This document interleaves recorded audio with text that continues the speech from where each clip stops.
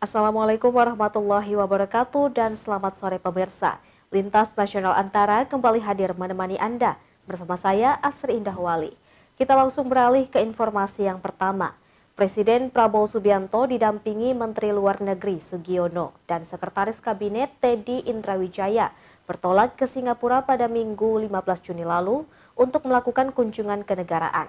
Kepala negara dijadwalkan bertemu dengan Presiden Singapura Tharman Shanmugaratnam serta menghadiri pertemuan bilateral Leaders Retreat dengan Perdana Menteri Singapura Lawrence Wong guna memperkuat kemitraan Indonesia dan Singapura di berbagai sektor.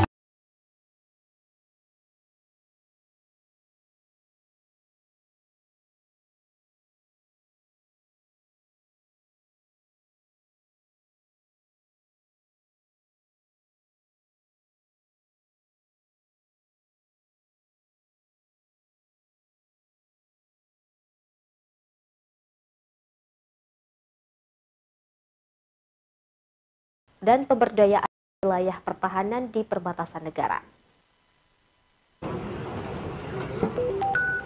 Lebih dari 80 unit kendaraan taktis, termasuk 30 unit rantis Maung Tangguh, dikerahkan oleh Kodam 12 Tanjung Pura untuk mendukung operasi militer dan jelajah medan di 5 kawasan perbatasan Indonesia-Malaysia di Kalimantan Barat. Selain untuk mempertebal sistem keamanan, kendaraan tempur tersebut juga digunakan untuk mendukung kegiatan teritorial dan pemberdayaan wilayah pertahanan perbatasan negara di Kalimantan Barat dan Kalimantan Tengah. Panglima Kodam 12 Tanjung Pura Mayor Jenderal TNI Jamalul Lael Minggu 15 Juni mengatakan khusus rantis Maung setelah tiba di lokasi akan segera dipersenjatai. Bukan tanpa alasan, ini karena menjadi bagian dari strategi pertahanan wilayah yang mempertimbangkan kondisi geografis dan potensi ancaman nyata khususnya di wilayah perbatasan. Kodam 12 ini kan daerahnya sangat luas dan spesifik banget, dan kita 2 provinsi. Akhirnya ditambah 13 lagi menjadi 30. Jadi kita menerima ya cukup yang terbanyak lah dari sekian kodam, dan itu diperuntukkan untuk Wadan Yon, kemudian para dan ramil perbatasan, sehingga mobilitas mereka yang mungkin saat ini agak kesulitan untuk perjalanan ya, karena kendaraan ini kendaraan bagus tuh 4x4 dengan kemampuannya di atas Pajero Sport Dakar lagi, karena kemampuannya sampai 199 HP, jadi mobil powernya cukup kuat gitu.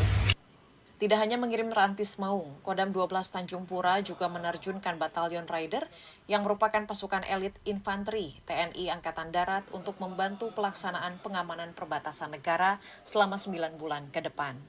Dari Kuburaya, Kalimantan Barat, Indra Budi Santoso, Kantor Berita Antara, mewartakan. Kodam 12 Tanjung Pura mengerahkan lebih dari 80 unit kendaraan taktis untuk mendukung operasi militer dan jelajah medan di 5 kawasan perbatasan Indonesia-Malaysia di Kalimantan Barat pada Minggu 15 Juni lalu. Selain untuk mempertebal sistem keamanan, kendaraan tempur tersebut juga digunakan untuk mendukung kegiatan teritorial dan pemberdayaan wilayah pertahanan di perbatasan negara. Dan hadir di sini bersama kami tadi Sebelum saya, WKUK Menteri Pelindungan Pekerja Migran Indonesia P2MI Abdul Qadir Karding bersama Ketua Umum Kamar Dagang dan Industri Kadin Indonesia Anindya Novian Bakri melepas 5.000 pekerja migran Indonesia PMI pada Minggu 15 Juni di Gedung Kadin, Jakarta. Pelepasan dilakukan secara simbolis terhadap 112 PMI yang akan ditempatkan di 8 negara, yakni Taiwan, Jerman, Uni Emirat Arab, Saudi Arabia, kemudian Slovakia, Turki, Jepang, serta Persemakmuran Dominika. Ditemui usai melepas PMI secara simbolis, Abdul Qadir Karding mengatakan keberangkatan tersebut menambah jumlah PMI yang pada 2024 berada di angka 297.000 orang, sehingga kembali dapat meningkatkan devisa yang saat ini mencapai 253,3 triliun rupiah.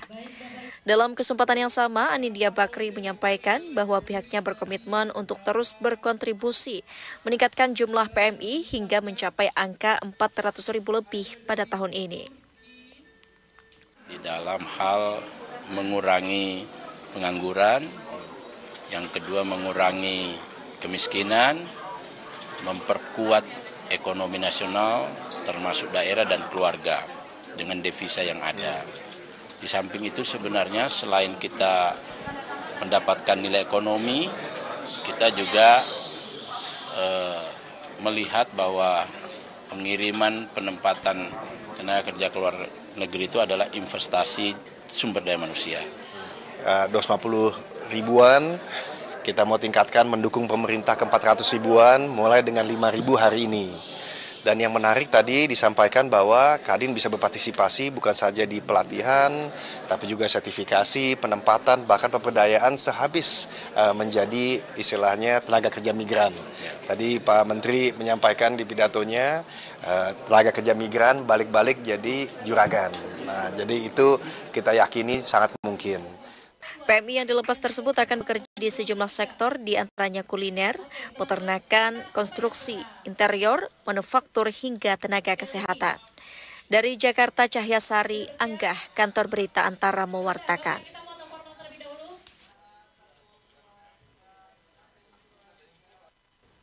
Pemerintah Provinsi Jakarta menyiapkan anggaran sedikitnya 5 triliun rupiah per tahun untuk mewujudkan pembangunan Giant Sea Wall atau tanggul laut raksasa. Gubernur Provinsi Jakarta Pramono Anung pada Minggu 15 Juni lalu menyebut dana tersebut tidak hanya mengandalkan dari APBD, tetapi juga dari hasil pengelolaan sampah menjadi listrik serta penghasilan pajak.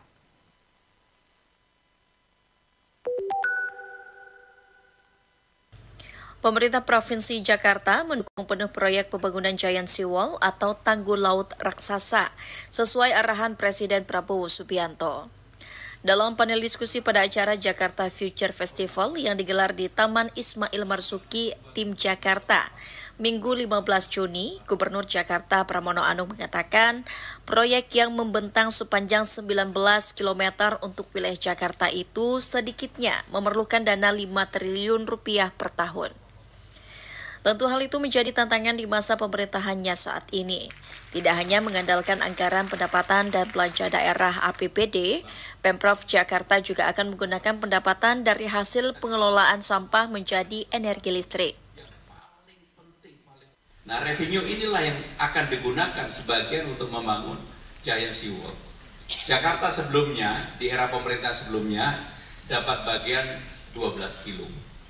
Kemarin mendapat tambahan 7 kilo, sehingga total adalah 19 km. Memang tidak kecil angkanya, tetapi ini kan proyek untuk long term. Dan Jakarta tentunya akan mempersiapkan itu. APBD Jakarta sekarang ini 91 triliun. Mudah-mudahan tahun depan udah bisa di atas 100. Pramono menyebut pihaknya akan bekerja keras dalam menyelesaikan pembangunan tanggul laut tersebut dan menyiapkan anggaran dengan sebaik-baiknya termasuk dari hasil pajak. Dari Jakarta, Cahyasari Anggah, Kantor Berita Antara mewartakan. Pemirsa, Lintas Nasional Antara masih akan segera kembali, tetaplah bersama kami.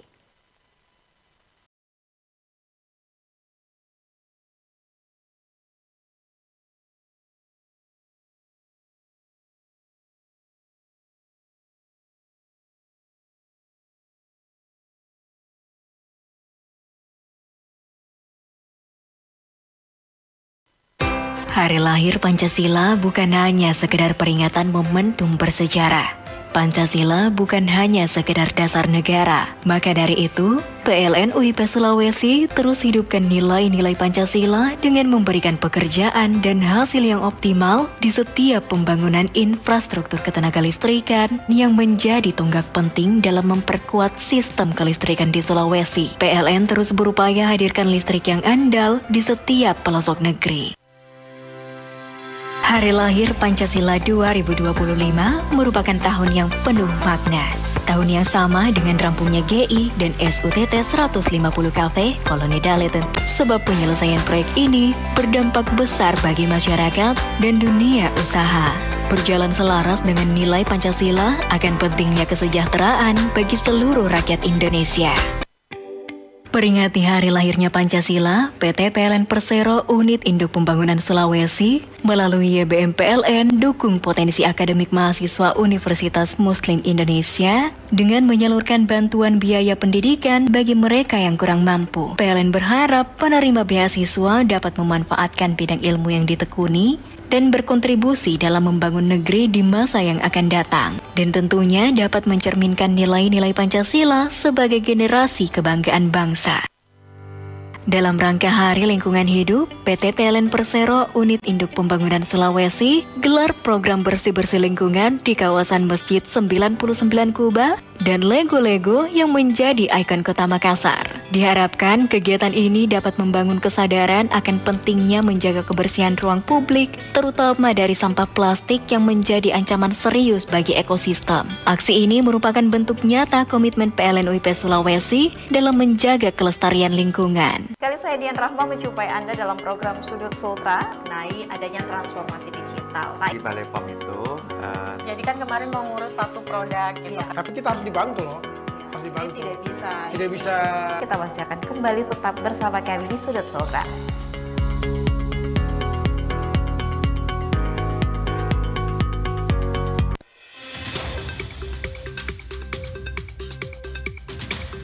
Pembangunan masjid ini diharapkan rampung tepat waktu agar bisa digunakan masyarakat khususnya di bulan Ramadan nanti. Personel Gabungan TNI Polri melaksanakan apel gabungan dalam rangka antisipasi. Dalam rapat koordinasi itu, KSOP Kendari sepakat untuk memperbaiki beberapa layanan. Dari Kendari, Tim Liputan Sultra TV melaporkan.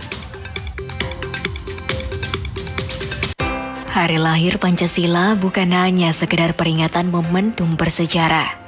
Pancasila bukan hanya sekedar dasar negara. Maka dari itu, PLN UIP Sulawesi terus hidupkan nilai-nilai Pancasila dengan memberikan pekerjaan dan hasil yang optimal di setiap pembangunan infrastruktur ketenagalistrikan yang menjadi tonggak penting dalam memperkuat sistem kelistrikan di Sulawesi. PLN terus berupaya hadirkan listrik yang andal di setiap pelosok negeri. Hari lahir Pancasila 2025 merupakan tahun yang penuh makna. Tahun yang sama dengan rampungnya GI dan SUTT 150 Cafe Koloni Daleten Tena yang mampu mendukung peningkatan perekonomian masyarakat di Sulawesi Tengah. Sebab penyelesaian proyek ini berdampak besar bagi masyarakat dan dunia usaha. Berjalan selaras dengan nilai Pancasila akan pentingnya kesejahteraan bagi seluruh rakyat Indonesia. Peringati hari lahirnya Pancasila, PT PLN Persero Unit Induk Pembangunan Sulawesi melalui YBM PLN dukung potensi akademik mahasiswa Universitas Muslim Indonesia dengan menyalurkan bantuan biaya pendidikan bagi mereka yang kurang mampu. PLN berharap penerima beasiswa dapat memanfaatkan bidang ilmu yang ditekuni dan berkontribusi dalam membangun negeri di masa yang akan datang. Dan tentunya dapat mencerminkan nilai-nilai Pancasila sebagai generasi kebanggaan bangsa. Dalam rangka Hari Lingkungan Hidup, PT PLN Persero Unit Induk Pembangunan Sulawesi gelar program bersih-bersih lingkungan di kawasan Masjid 99 Kuba dan Lego-Lego yang menjadi ikon Kota Makassar. Diharapkan kegiatan ini dapat membangun kesadaran akan pentingnya menjaga kebersihan ruang publik, terutama dari sampah plastik yang menjadi ancaman serius bagi ekosistem. Aksi ini merupakan bentuk nyata komitmen PLN UIP Sulawesi dalam menjaga kelestarian lingkungan.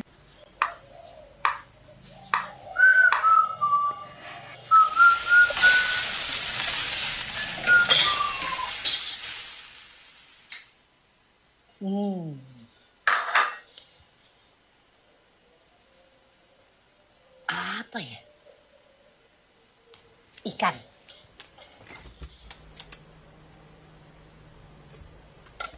Bejo! Jo. Jo. Ikan di rumah habis, tolong beliin ikan. Push. Kamu ngapain sih? Sibuk banget. Jo. Tolongin dong. Bu. Terus. Attack. Gila, minta tolong susahnya minta ampun. Ntar, gue janggal dulu, Pancing dulu nih, pancing. Itu ibu. Ih.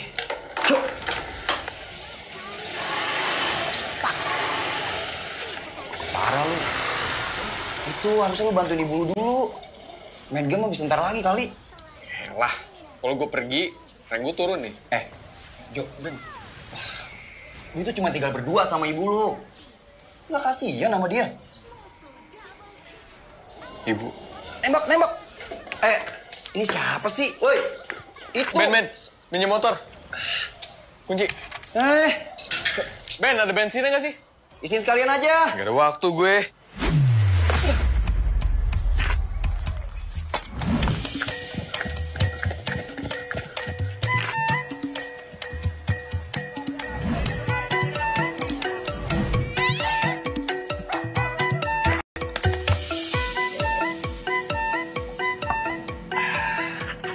Pembayaran pajak tahunan semakin mudah dengan layanan pembayaran secara online melalui aplikasi Signal. Males antri, pakai Signal aja. Biarkan saja, biar duduk dengan tenang. Burung tuh.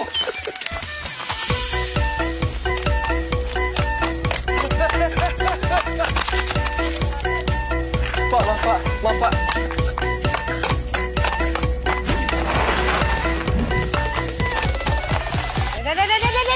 Ini lagi aduh ada ondel-ondel.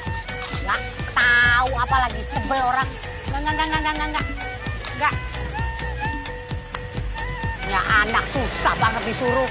Kerjanya main game tiap hari.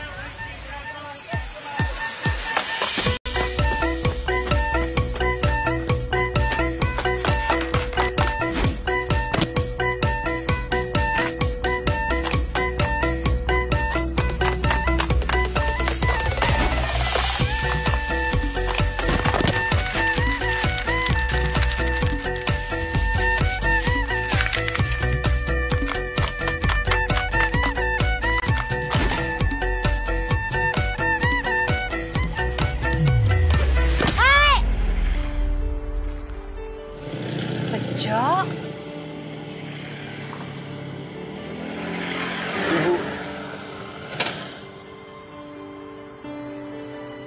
Ibu, Bejo minta maaf ya. Bejo.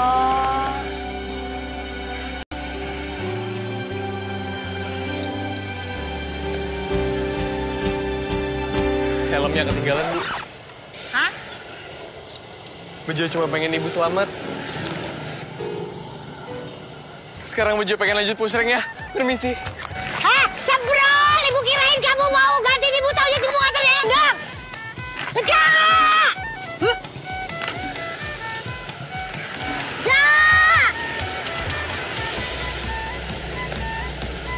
Santunan kecelakaan, mudah dan cepat, Jasa Raharja.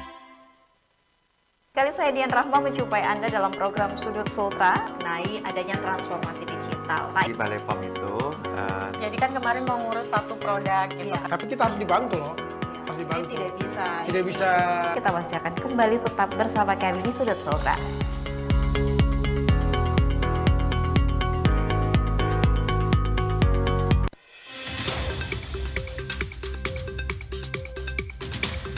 Pembangunan masjid ini diharapkan rampung tepat waktu agar bisa digunakan masyarakat khususnya di bulan Ramadan nanti. Rel Gabungan TNI Polri melaksanakan apel gabungan dalam rangka antisipasi. Dalam rapat koordinasi itu, KSOP Kendari sepakat untuk memperbaiki beberapa layanan. Dari Kendari, tim liputan Sultra TV melaporkan. Kali saya Dian Rahma menjumpai Anda dalam program Sudut Sultra mengenai adanya transformasi digital. Di Balai POM itu... Jadi Jadi kan kemarin mau ngurus satu produk gitu. Iya, tapi kita harus dibantu loh. Harus dibantu. Tidak bisa. Tidak bisa. Kita masih akan kembali tetap bersama kami di Sudut Sultra.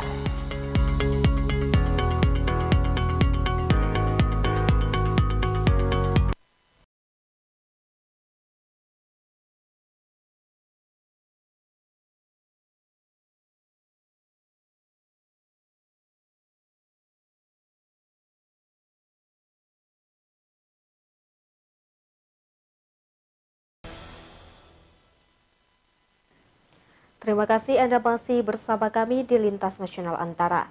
Selanjutnya pemirsa, untuk mencegah penyebaran COVID-19, Balai Besar Karantina Kesehatan Makassar melakukan pengawasan ketat bagi para penumpang internasional. Kepala BBK Makassar Ahmad Fahrani Tri Adrianto saat ditemui di Kabupaten Maros pada Minggu 15 Juni lalu mengatakan pihaknya melakukan beberapa SOP khusus, mulai dari pengisian satu sehat health pass dan pemeriksaan suhu dengan thermal scanner.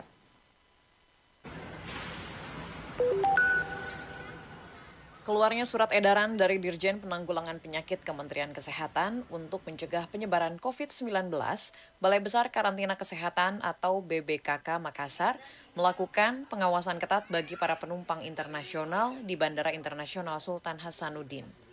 Kepala BBKK Makassar, Ahmad Farhani Tri Andrianto, saat ditemui di Kabupaten Maros Minggu 15 Mei mengatakan pihaknya melakukan beberapa SOP khusus untuk kru maupun penumpang, mulai dari penggunaan masker, pengisian satu sehat health pass atau SSHP, dan pemeriksaan suhu dengan thermal scanner. Pelaku perjalanan ini juga akan diawasi atau diamati terhadap gejala dan tanda yang muncul. Apakah dia demam dari tadi pemeriksaan thermal scanner, atau dia ada batuk dan atau ada sesak napas. Kemudian yang terakhir, para pelaku perjalanan ini akan dilakukan pendalaman apabila ditemukan gejala atau tanda yang muncul. Jika ditemukan adanya gejala mirip COVID-19, maka akan dilakukan pemeriksaan dengan dua metode, yaitu rapid antigen dan tes PCR. Ahmad mengatakan SOP juga berlaku untuk jamaah haji. Hingga berita ini diturunkan, terdapat sekitar 14 jamaah haji yang telah tiba di Makassar dan ditemukan bergejala.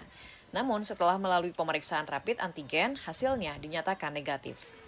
BBKK Makassar juga mencatat dari bulan Januari hingga Juni terdapat 24 penumpang bergejala mirip COVID-19. Seluruh penumpang tersebut telah melalui tes swab dan pemeriksaan PCR dengan hasil negatif. Meski ada satu di antaranya positif, tetapi kini telah dinyatakan sembuh. Dari Makassar, Sulawesi Selatan, Cynthia Krisna, Kantor Berita Antara, mewartakan. Pemerintah Provinsi Kalimantan Utara dan pemerintah Kabupaten Bulungan bersama dengan komunitas peduli lingkungan di Bulungan melakukan kegiatan menukar sampah botol plastik yang diisi dengan sampah non-organik EcoBrick pada Minggu 15 Juni lalu. Selain mengedukasi masyarakat agar bijak menggunakan sampah plastik, masyarakat juga diuntungkan dengan memperoleh uang tunai dan sembako.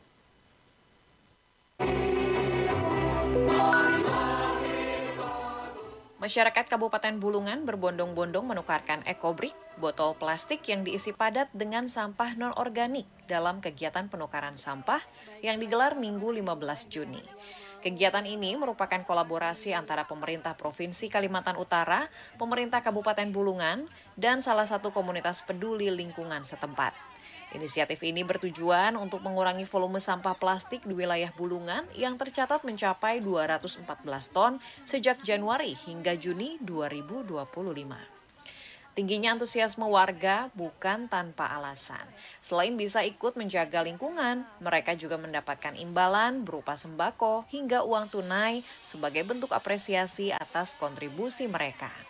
EcoBrick yang dikumpulkan nantinya akan dimanfaatkan menjadi bahan bangunan ramah lingkungan dan produk kerajinan daur ulang, membuktikan bahwa sampah plastik bisa diubah menjadi sesuatu yang bermanfaat dan bernilai ekonomi. Kapan lagi kalau enggak dari sekarang? Jujur aja, hentikan sampah plastik menjadi isu yang luar biasa sekarang. Dan ini bukan hanya dari pemerintah,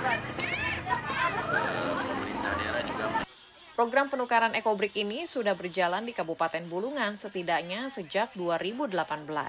Edukasi juga disosialisasikan kepada siswa sekolah sebagai cara peduli lingkungan sejak dini. Ada beberapa dari teman-teman yang mengantar ekobrik, ada yang tidak memenuhi standar, karena kalau tidak memenuhi standar akan berbahaya jika nanti kita gunakan misalnya dalam bentuk jembatan atau kursi atau bangku ya gitu ya. Makanya ada standar, nanti kita akan sampaikan pada saat nanti seminar. Nah, untuk tahun 2024 sampai tahun 2025 kita naikkan lagi ekobrik, kita beli dari masyarakat sebesar 10.000 sekilo.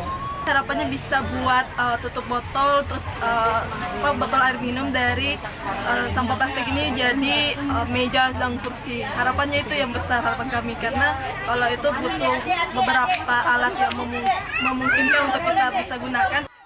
Dalam kegiatan ini, masyarakat juga diajak membersihkan lingkungan dengan mengambil sampah yang ada di pinggir jalan. Dari Bulungan, Kalimantan Utara, Cica Andriani, Kantor Berita Antara, mewartakan. Sementara itu, pemirsa, Forum Sahabat Emas Peduli Sampah Indonesia Forsepsi, PT Pegadaian Area Padang, Dinas Lingkungan Hidup Provinsi Sumatera Barat, dan Dinas Lingkungan Hidup Kota Padang menggelar kampanye pengurangan penggunaan plastik pada Minggu 15 Juni lalu.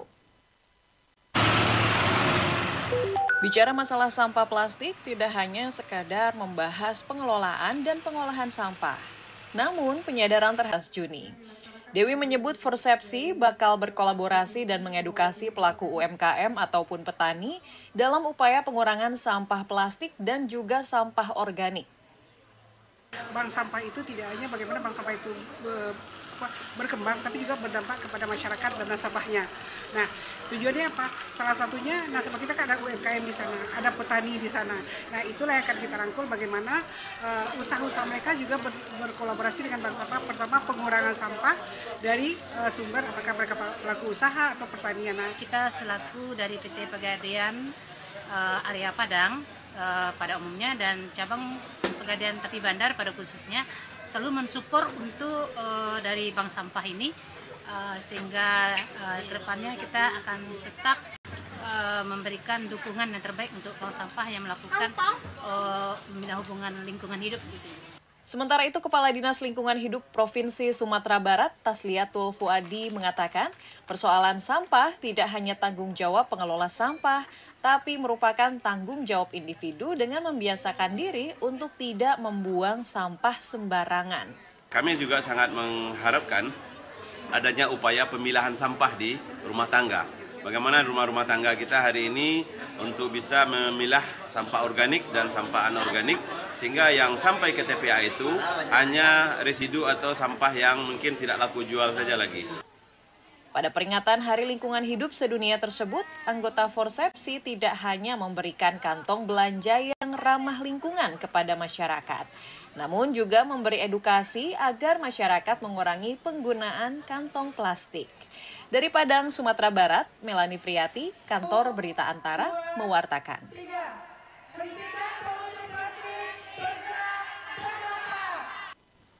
Selanjutnya, Gubernur Jakarta Pramono Anung pada Minggu 15 Juni lalu menyebut sampah bukan lagi menjadi masalah. Hadirnya pembangkit listrik tenaga sampah atau PLTS, jelas Pramono membuat sampah menjadi harta karun yang diincar oleh sejumlah negara.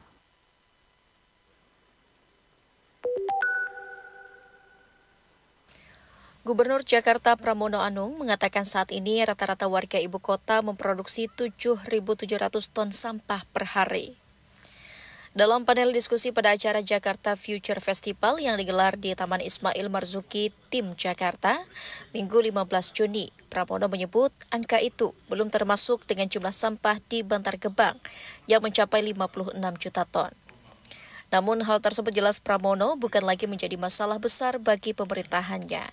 Sebab sampah kini menjadi harta karun yang diincar oleh sejumlah negara karena memiliki banyak manfaat asal dapat dikelola dengan benar. Yang dulu sampah menjadi momok, menjadi beban, sebentar lagi sampah ini seperti harta karun diperebutkan oleh siapapun. Sekarang Mas Gita, tamu saya yang paling banyak adalah orang mau ngurus sampah. Mereka semua lagi menunggu keputusan Bapak Presiden. Bagi saya pribadi, bagi Jakarta, tipping fee sudah bukan menjadi persoalan lagi. Sehingga dengan demikian berapapun kami sanggup untuk itu. Karena apa? Stoknya ada, kebutuhannya ada, demand-nya ada. Pramono menyampaikan bahwa sejumlah negara saat ini seperti Jepang, Cina, Eropa termasuk Singapura telah mengembangkan teknologi pembangkit listrik tenaga sampah PLTS. Ia menyebut bahwa 4 PLTS juga akan hadir di Jakarta. Dengan demikian, masalah sampah tak hanya selesai dalam 1 tahun ke depan, melainkan juga menjadi peluang untuk menghadirkan energi listrik yang dapat memenuhi kebutuhan seluruh wilayah di Jakarta. Dari Jakarta, Cahya Sari, Anggah, Kantor Berita Antara mewartakan. Pemirsa, informasi menarik lainnya masih akan segera kembali. Tetap bersama kami di Lintas Nasional Antara.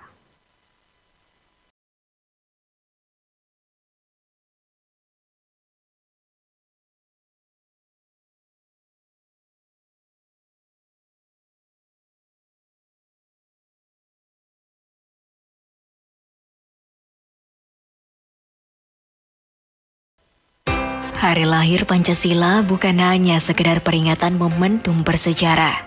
Pancasila bukan hanya sekedar dasar negara. Maka dari itu, PLN UIP Sulawesi terus hidupkan nilai-nilai Pancasila dengan memberikan pekerjaan dan hasil yang optimal di setiap pembangunan infrastruktur ketenagalistrikan yang menjadi tonggak penting dalam memperkuat sistem kelistrikan di Sulawesi. PLN terus berupaya hadirkan listrik yang andal di setiap pelosok negeri. Hari lahir Pancasila 2025 merupakan tahun yang penuh makna. Tahun yang sama dengan rampungnya GI dan SUTT 150 kafe Koloni Dale Tentena yang mampu mendukung peningkatan perekonomian masyarakat di Sulawesi Tengah, sebab penyelesaian proyek ini berdampak besar bagi masyarakat dan dunia usaha. Berjalan selaras dengan nilai Pancasila akan pentingnya kesejahteraan bagi seluruh rakyat Indonesia.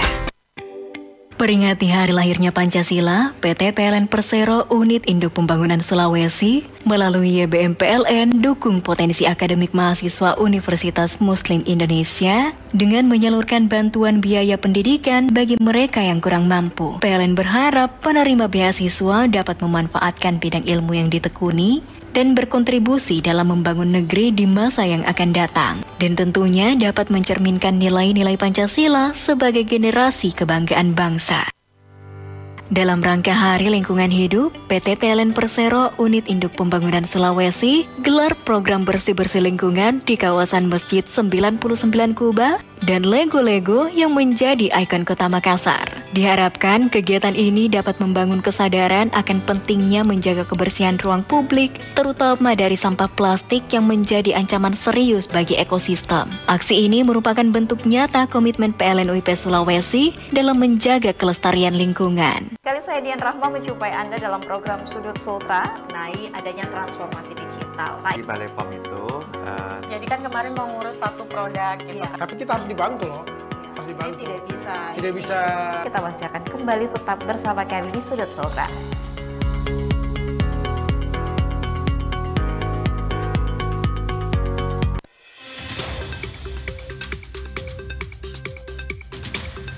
Pembangunan masjid ini diharapkan rampung tepat waktu agar bisa digunakan masyarakat khususnya di bulan Ramadan nanti. Personel gabungan TNI Polri melaksanakan apel gabungan dalam rangka antisipasi.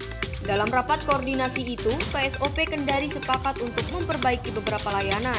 Dari Kendari, tim liputan Sultra TV melaporkan. Hari lahir Pancasila bukan hanya sekedar peringatan momentum bersejarah.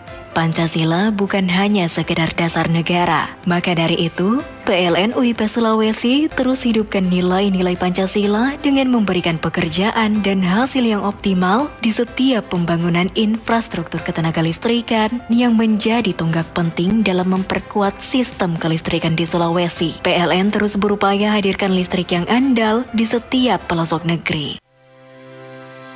Hari lahir Pancasila 2025 merupakan tahun yang penuh makna. Tahun yang sama dengan rampungnya GI dan SUTT 150 kafe Koloni Dale Tentena yang mampu mendukung peningkatan perekonomian masyarakat di Sulawesi Tengah, sebab penyelesaian proyek ini berdampak besar bagi masyarakat dan dunia usaha. Berjalan selaras dengan nilai Pancasila akan pentingnya kesejahteraan bagi seluruh rakyat Indonesia. Peringati hari lahirnya Pancasila, PT PLN Persero Unit Induk Pembangunan Sulawesi melalui YBM PLN dukung potensi akademik mahasiswa Universitas Muslim Indonesia dengan menyalurkan bantuan biaya pendidikan bagi mereka yang kurang mampu. PLN berharap penerima beasiswa dapat memanfaatkan bidang ilmu yang ditekuni dan berkontribusi dalam membangun negeri di masa yang akan datang. Dan tentunya dapat mencerminkan nilai-nilai Pancasila sebagai generasi kebanggaan bangsa. Dalam rangka Hari Lingkungan Hidup, PT PLN Persero Unit Induk Pembangunan Sulawesi gelar program bersih-bersih lingkungan di kawasan Masjid 99 Kuba dan Lego-Lego yang menjadi ikon Kota Makassar. Diharapkan kegiatan ini dapat membangun kesadaran akan pentingnya menjaga kebersihan ruang publik, terutama dari sampah plastik yang menjadi ancaman serius bagi ekosistem. Aksi ini merupakan bentuk nyata komitmen PLN UIP Sulawesi dalam menjaga kelestarian lingkungan.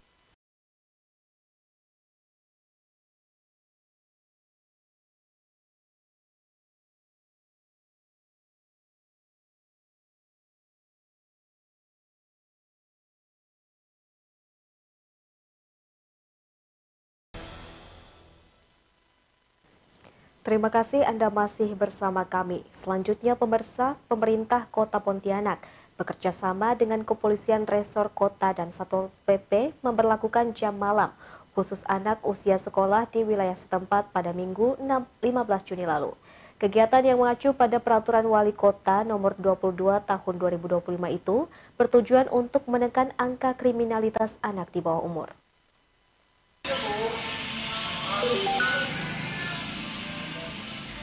Jam malam khusus anak usia sekolah resmi diberlakukan oleh pemerintah Kota Pontianak, di mana dalam pelaksanaannya Pemkot juga menggandeng Kepolisian Resor Kota dan Satuan Polisi Pamong Praja di wilayah setempat. Selain mengurangi risiko paparan dinamika sosial yang kurang baik saat malam hari, kegiatan yang mengacu pada Peraturan Wali Kota Nomor 22 Tahun 2025 itu juga bertujuan untuk menekan angka kriminalitas anak di bawah umur. Wali Kota Pontianak Edi Rusdi Kamtono Minggu 15 Juni mengatakan, jam malam berlaku mulai pukul 10 hingga 4 dini hari setiap hari Minggu hingga Jumat malam. Jika petugas menemukan anak di bawah usia 18 tahun berada di luar rumah pada waktu tersebut, ada sanksi pembinaan di tempat rehabilitasi. Jam malam memang kita lakukan secara normatif dengan kita melihat kondisi lapangan nantinya. Jadi anak pelajar yang di bawah 17 tahun tentunya akan menjadi pantauan kita. Kita evaluasi terus loh, efektivitas tidaknya jam malam untuk para siswa ini. Harus ada peran masyarakat ya dalam hal pengawasan terhadap anak-anak di luar ini. Nah, tempat usaha kita himbau untuk kemudian berperan aktif membantu pemerintah dalam rangka pengawasan itu. Terhitung sejak Januari hingga Mei 2025, Polresta Pontianak berhasil mengungkap lebih dari 40 kasus kriminal, di mana 80% tersangka dan korbannya adalah anak di bawah umur. Modus operandinya mulai dari tawuran, kurir miras hingga terlibat perdagangan gelap narkotika. Dari Pontianak, Kalimantan Barat, Indra Budi Santoso, Kantor Berita Antara mewartakan.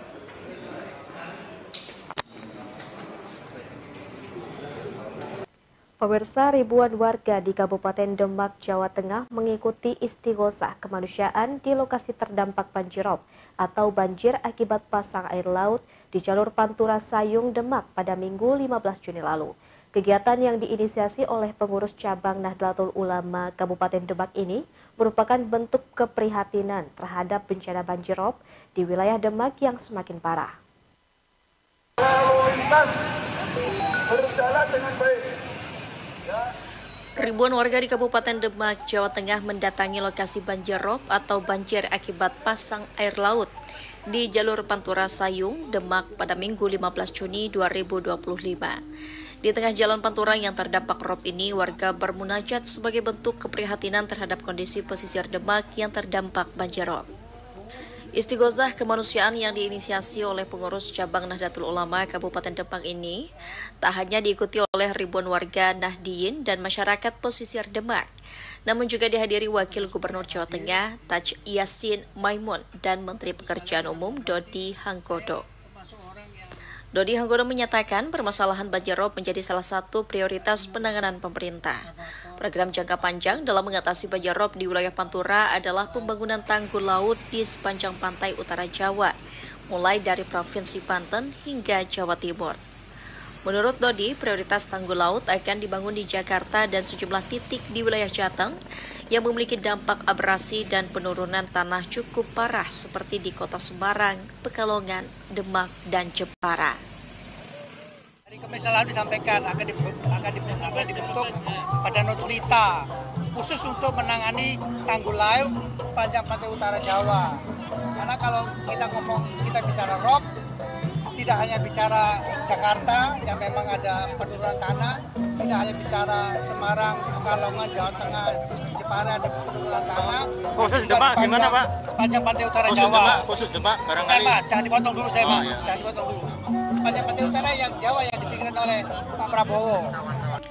Warga berharap melalui doa bersama ini permasalahan banjir pesisir di Kabupaten Demak seperti di wilayah Sayung, Karangtengah, Bonang, dan wilayah Wedung bisa segera menemukan solusi tepat.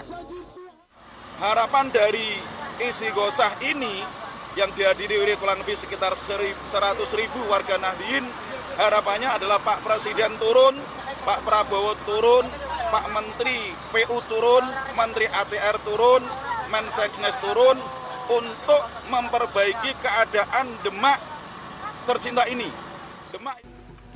Sebagai upaya mengatasi banjir rob di wilayah pesisir Demak, khususnya di jalur Pantura di Kecamatan Sayung, pemerintah Provinsi Jawa Tengah telah melakukan pompanisasi. Sebanyak 14 pompa penyedot air telah ditempatkan di sejumlah titik untuk mengeringkan jalan. Dari Kabupaten Demak, Jawa Tengah, Suryo Wicaksono, Kantor Berita Antara mewartakan.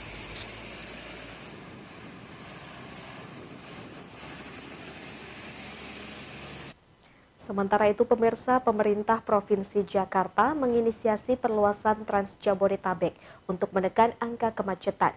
Gubernur Provinsi Jakarta Pramono Anung pada Minggu 15 Juni lalu menyebut hal itu didukung dengan peningkatan fasilitas transportasi publik serta penerapan sistem jalan berbayar secara elektronik atau ERP.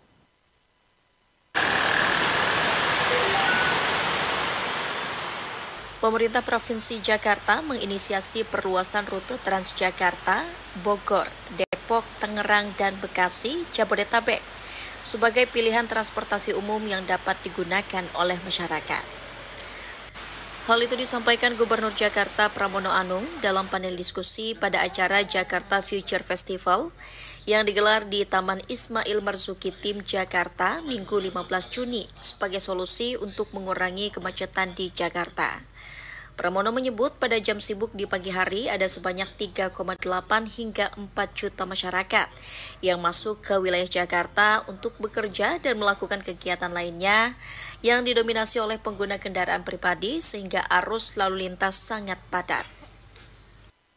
Maka saya akan dorong mereka untuk menggunakan kendaraan publik, tapi syaratnya transportasi publiknya harus diperbaiki. Maka kenapa saya buka sekarang ini misalnya Blok M PIK 2, Alam Sutra Blok M, Bogor Blok M, Feeder Bekasi Cawang, Sawangan Lebak Bulus, dan seterusnya. Kami akan buka beberapa lagi. Intinya kalau ini sudah terkoneksi dengan baik, maka kami akan menjalankan yang disebut dengan Trans Jabodetabek.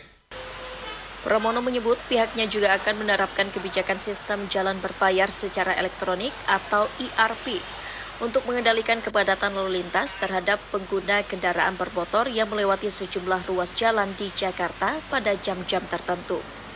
Hasil dari ERP, jelas Pramono, digunakan untuk memberikan subsidi kepada 15 golongan masyarakat yang naik transportasi umum secara gratis. Dari Jakarta, Cahyasari, Anggah, Kantor Berita Antara mewartakan.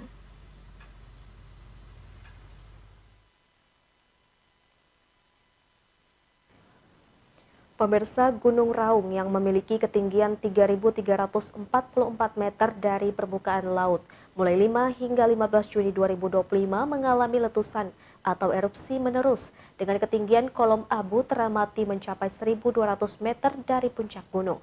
Pusat Vulkanologi dan Mitigasi Bencana Geologi mencatat gunung yang berada di antara Kabupaten Banyuwangi, Jember, dan Bondowoso, Jawa Timur itu mengalami erupsi pada tahun 2012, 2015, 2020, 2021, 2022, 2024, dan 2025 dengan gejala vulkanisme yang berbeda.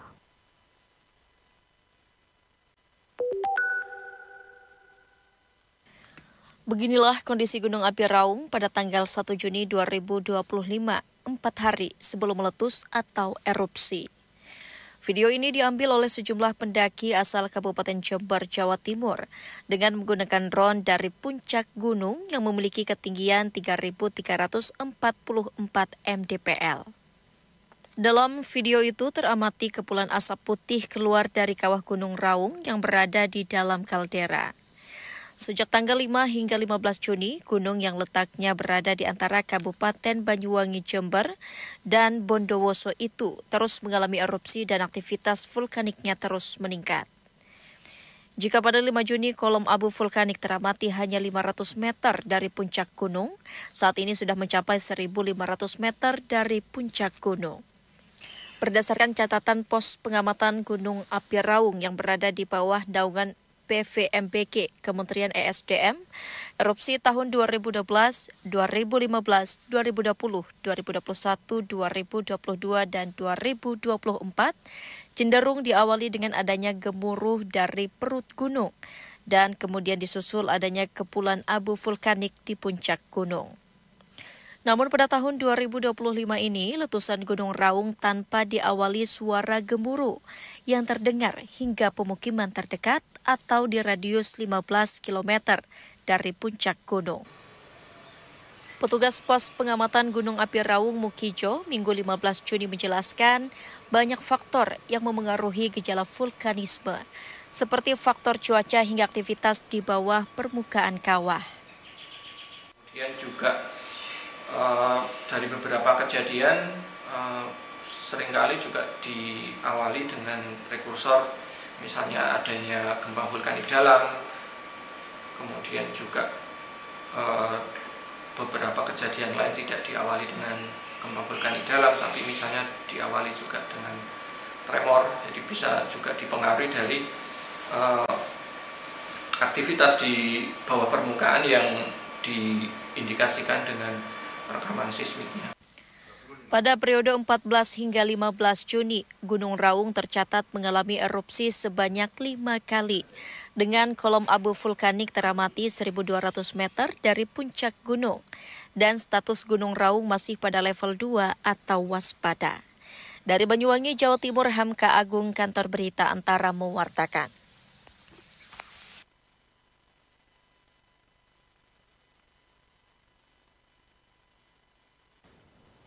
Gubernur DI Yogyakarta Sri Sultan Hamengkubuwono ke-10 hadir dalam panen perdana kopi Merapi di Padukuhan Plosokerep, Kabupaten Sleman, Minggu 15 Juni lalu. Dalam kesempatan itu, Sri Sultan inginkan adanya embung untuk membantu keberlangsungan perkebunan kopi milik warga. Panen perdana dari bibit kopi. Sri Sultan Hamengkubuwono X menghadiri panen perdana kopi Merapi di Padukuhan Plosokerep, Kelurahan Umbul Harjo, Kabupaten Sleman pada Minggu 15 Juni. Kopi tersebut ditanam oleh warga lereng Merapi 3 tahun lalu atas ide dari Sri Sultan yang menginginkan masyarakat di wilayah tersebut untuk berhenti menambang pasir. Dari 150.000 batang kopi yang ditanam 3 tahun lalu, kini petani kopi Merapi sudah bisa memanennya. Bahkan untuk menjaga keberlangsungan perkebunan kopi milik warga Merapi, Sultan menjanjikan pembuatan embung yang dianggarkan dari anggaran pendapatan belanja daerah atau APBD. Embung itu nantinya berguna untuk menampung air hujan dan dimanfaatkan untuk pengairan kebun kopi milik warga. Sebetulnya kopi ini juga memerlukan air yang cukup. Jadi masih ada sisa tanah yang mungkin perlu dimanfaatkan untuk kita bikinkan embung. Nggak usah APBN, daerah aja bisa.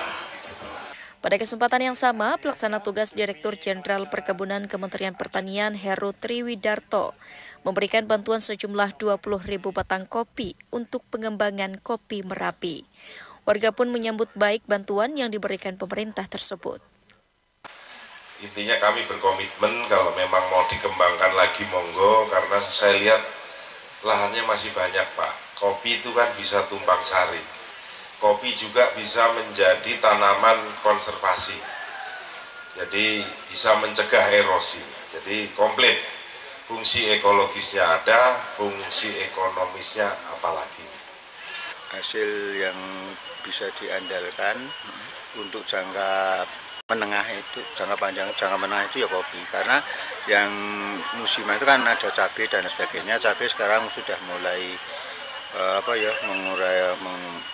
mengurangi tenaga kan terus menerus ngurus. Kalau kopi kan nanti tinggal beberapa waktu bisa dikerjakan. Tanaman kopi yang tumbuh di lereng Merapi saat ini ada 2 jenis, yaitu kopi Robusta dan Arabica, di mana kopi-kopi ini ditanam di kebun pribadi milik warga. Dari Sleman, Daerah Istimewa Yogyakarta, Imam Prasetyo, Kantor Berita Antara mewartakan.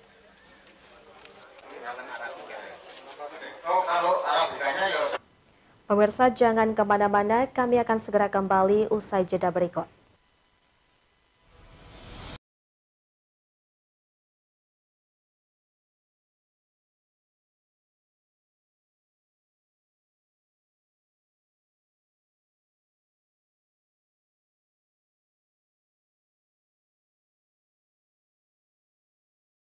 Kali saya Dian Rahma menjumpai Anda dalam program Sudut Sultra mengenai adanya transformasi digital. Di Balai POM itu, jadi kan kemarin mau ngurus satu produk gitu. Iya. tapi kita harus dibantu loh. Harus dibantu. Tidak bisa. Kita masih akan kembali tetap bersama kami di Sudut Sultra.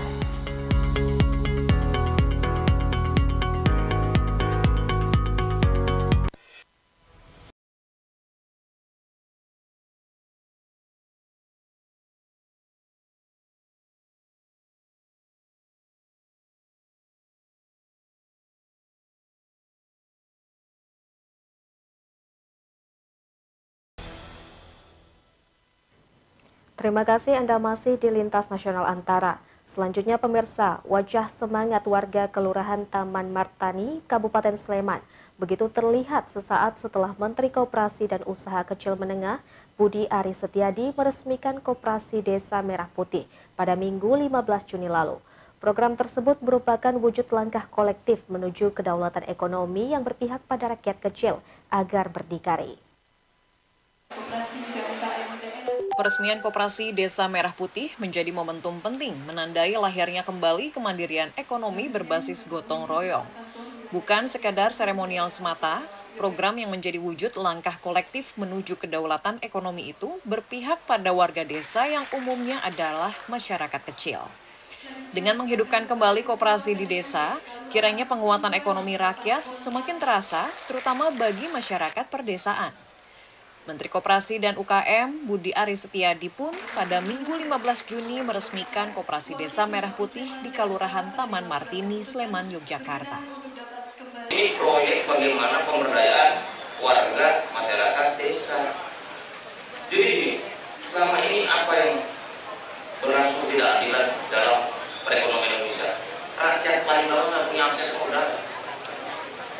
Sekarang dengan Koperasi Merah Putih ini, Koperasi ini punya akses untuk menerima pinjaman ya, karena ini kita sifatnya bila usaha. Di kelurahan yang berpenduduk lebih dari 17.000 itu, sebagian besar warganya bermata pencaharian di bidang pertanian. Karena itu, Kopdes Merah Putih di Kelurahan Taman Martani fokus mengelola 4 unit usaha, yaitu klinik kesehatan dan apotek, simpan pinjam, sarana produksi pertanian, dan sembako.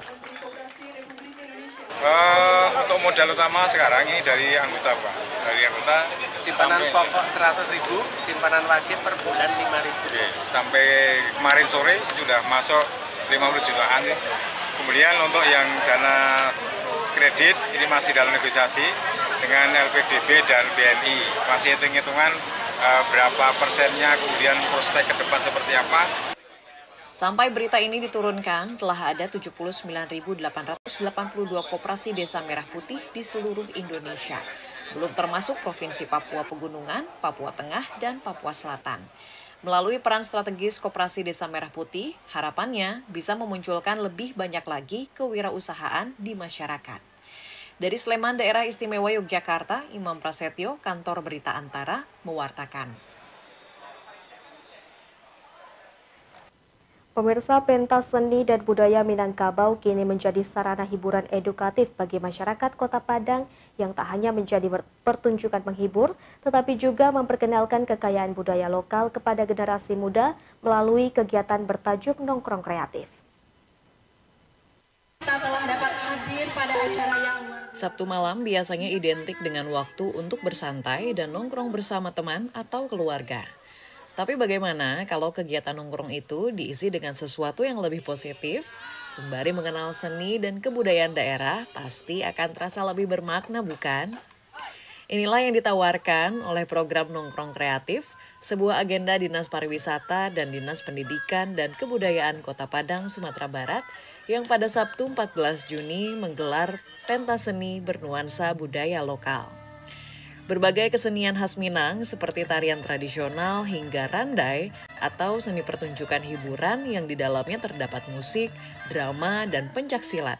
Menariknya, semua pertunjukan ini diperankan oleh pelajar dari SD Negeri 31 Jati Tanah Tinggi dan pelajar SMP Negeri 8 Padang yang sedang mempelajari budaya Minangkabau melalui mata pelajaran muatan lokal. Dan itu nanti ada namanya pentas permanen. Nah, di pentas-pentas itu kita salurkan anak-anak kita yang sekarang belajar program adat dan budaya Keminangkabauan itu di tempat-tempat pentas tadi. Hari ini kita mulai di perdana dan insya Allah akan kita kembangkan pada titik-titik yang lain. Kepala SD Negeri 31 Jati Tanah Tinggi Ratna Yuliani mengungkapkan, kegiatan pentas seni yang digelar Pemkot Padang membantu memberi ruang dan panggung bagi siswa untuk dapat tampil menunjukkan bakat kesenian yang dimiliki. Sangat bagus, sangat memotivasi siswa di sekolah untuk bisa menampilkan kebolehan mereka, menggali bakat mereka, dan melayani mereka sesuai dengan bakat dan keinginan mereka. Ini memang juga diajarkan dalam pelajaran Keminangkabauan ini? Di sekolah iya, kebudayaan ini ya. Pemkot Padang menargetkan 400 sekolah untuk mengisi kegiatan pentas seni tersebut. Dari Padang, Sumatera Barat, Melani Friati, Kantor Berita Antara, mewartakan. Tim PPH Arab Saudi berkesempatan untuk berziarah ke Gua Hiro yang ada di Jabal Nur.